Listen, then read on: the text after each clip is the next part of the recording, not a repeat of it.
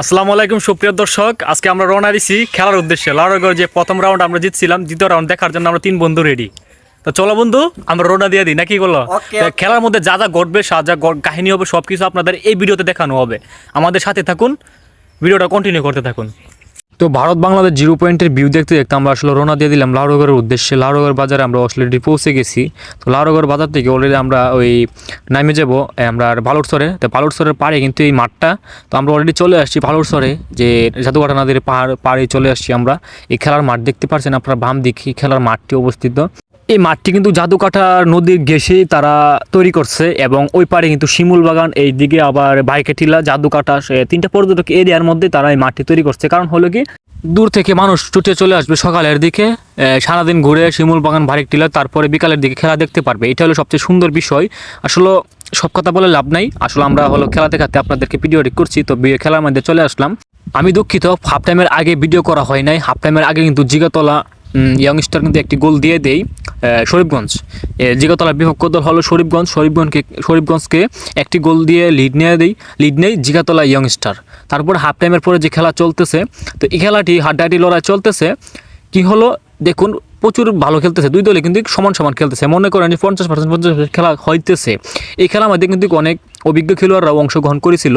যেমন মনে করেন অভিজ্ঞ খেলোয়াড়ের মধ্যে ভানু ভাই, সজল ভাই, তুহিন ভাই, অনেক খেলোয়াড়ই ছিল। আমি সবার নাম বলতে পারতেছি না, সবার নাম আমার জানা নেই। আর জিগাতলা ইয়াংস্টারও কিন্তু অনেক ফোনে আসছিল, মোটামুটি মনে করেন সিলেট থেকে, হবিগঞ্জ থেকে, জামালগঞ্জ থেকে আসছিল। যারা দূর থেকে আসছিল সবাই কিন্তু ভালো খেলতেছিল। কিন্তু বিষয়টা হলো, যারা গ্রামের ছিল বা এলাকার ছিল তাদের সাথে কিন্তু তারা মানিয়ে নিতে পারে নাই। তার জন্য আসলে একটি পাস দিলে সঠিকভাবে তারা রিসিভ করতে পারে নাই, হয়তো বা বুঝতে পারে নাই। বুঝার ভুলের কারণে এমনটা হয়েছে ভাই। আসলে বিষয়টা হলো কি, কেউ ইচ্ছা করে খেলা হারে না, বা কেউ হারতে চায়ও না।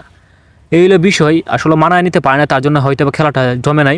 আর যারা শরীফগঞ্জ ছিল সবাই কিন্তু এলাকারই ছিল, সবাই কিন্তু আসলে একসাথে সবসময় খেলে বা খেলাধুলা করে, তার জন্য কিন্তু তারা আসলে সুন্দর খেলতেছিল। হাফ টাইমের আগে কিন্তু তারা গোল দিতে পারে না, কিন্তু হাফ টাইমের পরে এই জিগাতলা ইয়াংস্টার কিন্তু দুইটি গোল খেয়ে যায়। 2টি গোল কিভাবে খাইলো দেখানো হবে এই ভিডিওতে, দেখতে থাকুন। এখানে একটা বিষয় দেখায়, দেখুন জিগাতলার প্লেয়ার কিন্তু এখানে একটি পাস দিয়েছিল, বা ডিফেন্স, ভালো একটা ডিফেন্স করে।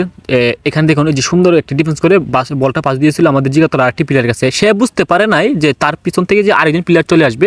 প্লেয়ার আসে কিন্তু তাদের প্লেয়ারের কাছে তারা বলটি পাস দিয়ে দিল, সে দিল সুন্দরভাবে, এগিয়ে দিল সামনের দিকে বলটা। কিন্তু এখানে দেখুন গোলটা কত সুন্দরভাবে তারা দিয়ে দিল জিগাতলাকে।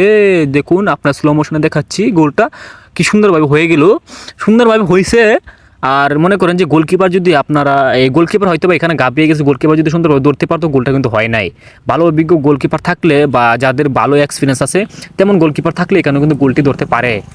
সে কিন্তু এখানে ধরতে পারে না, যে সুমন গোলকিপার ছিল সে এই গোলটা ধরতে পারে না। এখানে দেখুন আরেকটি গোল, এখানে আরেকটি গোল, এটা স্লো মোশনে দেখায় যে এই গোলটিও কিন্তু হইতো না যদি অভিজ্ঞ গোলকিপার থাকতো জিগাতলার, বা সেও অভিজ্ঞ ছিল, তারও কিন্তু বেশি বয়স হয় নাই, খেলারও বেশি বয়স হয় নাই। এই বলটি যে 2টা গোল হয়েছে, যদি ভালো অভিজ্ঞ গোলকিপার থাকতো হয়তো বা ধরে ফেলতে পারতো। আচ্ছা যাই হোক, খেলার মধ্যে ভুল ত্রুটি থাকবে, এটাই স্বাভাবিক। যত খেলবেন, যত ভুল করবেন, ততই অভিজ্ঞতা বাড়বে, এটাই স্বাভাবিক। তারপরও কিন্তু কয়েক মিনিট ছিল, জিগাতলা ভালো খেলতেছিল, কিন্তু লাস্ট পর্যন্ত খেলাটা আসলে সমতে আনতে পারে নাই। শরীফগঞ্জ কিন্তু লিড নিয়ে নেই। তারপরে কিন্তু জিগাতলা অনেক বল রাখছে পায়ের দিকে, অনেক যারা ফরেনার ছিল সবাই কিন্তু ভালো খেলছে, কিন্তু তারা দিন শেষে খেলাটা আর জিততে পারে নাই। অনেক চান্স পাইছে, তারা চান্সটা ক্রিয়েট করতে পারে নাই। তো দিন শেষে খেলাটা হেরে গেলাম, ব্যাড লাক। সবশেষে 2জন লোককে আমি ধন্যবাদ দিতে চাই, আব্দুল রশিদ এবং হাবিবুর ভাইকে। আপনারা 2জনই কিন্তু এই খেলার মধ্যে এগিয়ে আসছিলেন, এবং স্পন্সর, খাওয়া দাওয়া, যত খরচ বহন করছিলেন, ফরেনারের খরচ, সব কিছু আপনারা বহন করছিলেন। আপনাদেরকে বিশেষ করে অসংখ্য ধন্যবাদ।